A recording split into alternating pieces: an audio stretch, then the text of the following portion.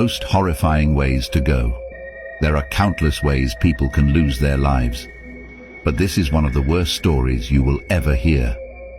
On September 30th, 1999, 35-year-old Hisashi Uchi and two other workers were ordered to purify some uranium oxide to make fuel rods at a nuclear fuel processing plant in Tokaimura, Japan. None of these men were trained in this procedure, but the Japan Nuclear Fuel Conversion Company was cutting corners and ignoring safety regulations in order to meet a deadline.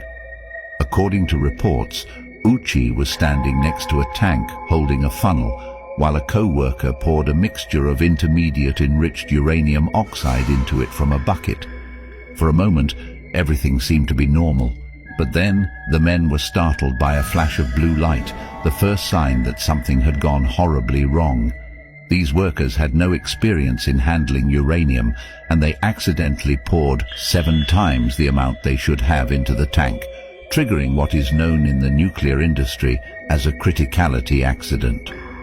This is a massive and sudden release of radiation from an uncontrolled nuclear chain reaction. Uchi, who was standing closest to the nuclear reaction at the time, received one of the biggest doses of radiation that any human has ever been exposed to. He would go on to suffer one of the worst fates of any person in history. All 3 men were taken to a nearby hospital for treatment, but for Uchi, it was too late. Over the next several weeks, the once healthy former high school rugby player suffered a slow and painful demise. He had radiation burns over most of his body, as well as damage to his internal organs. He was given multiple skin grafts and blood transfusions, as well as experimental stem cell treatments that had never been attempted on a radiation victim before. But this only prolonged the man's suffering. Uchi had almost 0 white blood cells left in his body and thus no immune system. He spent the remainder of his days crying blood as his skin melted. He regularly flatlined from heart attacks, only to be revived at the insistence of his family. On day 83, Hisashi Uchi suffered a final fatal cardiac arrest, ending his pain once and for all.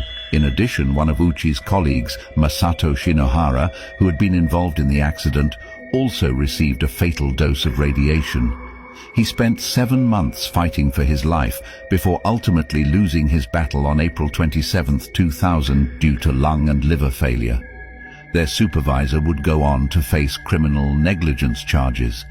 The nuclear power company would pay $121 million in damages to settle the claims from the thousands of locals who were also exposed to radiation from the accident.